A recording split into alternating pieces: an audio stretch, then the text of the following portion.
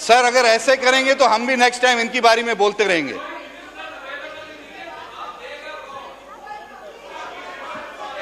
यार तुम लोग मत बोलो ना बीच में, मैं स्पीकर से बात कर रहा हूं, तुम लोग बीच में बड़बड़ कर रहे हो।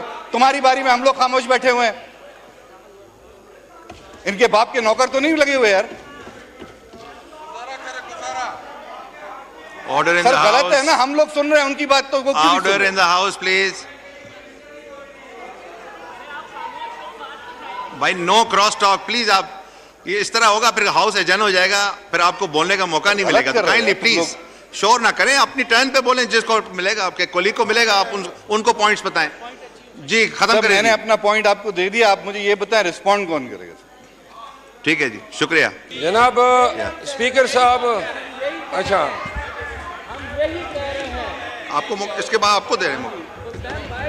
थैंक यू स्पीकर साहब। ये गुजारिश ये है, अब मेरी बारी जब आ गई तो 10 खड़े हो गए, जरा बात भी करने दें।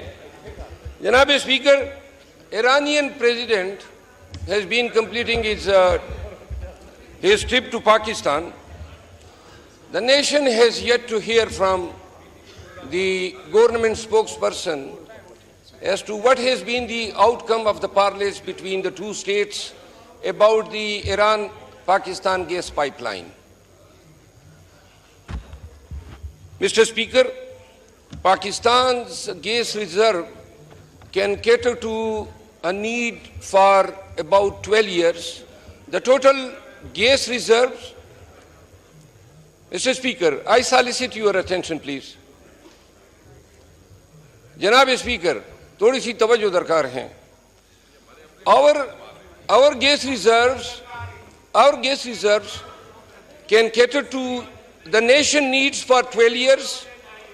In 2009, the government of Pakistan struck agreement with the Iranian government encompassing and undertaking the first phase of 780-kilometer gas pipeline, and out of which 80 kilometer was to be executed by the next 2 years.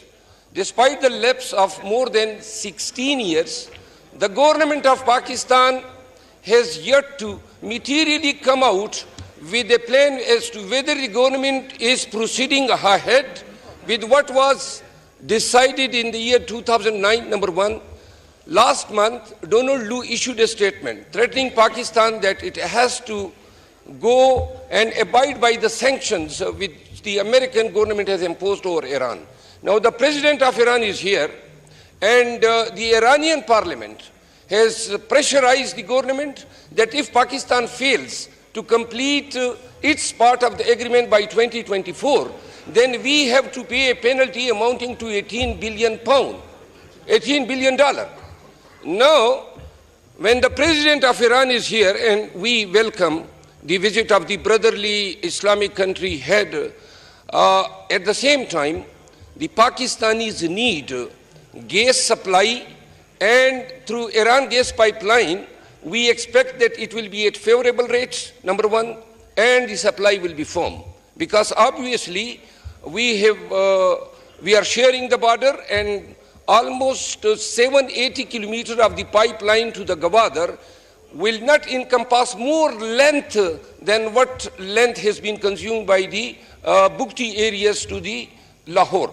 So I conclude, the Pakistani people will expect a statement by the foreign minister as to whether this aspect of the matter was discussed, number one. Number two, how the Pakistan is going to, with the United States, whether we are seeking any waiver from the sanctions, because obviously if we have to go for this project, the waiver from the sanctions is essential.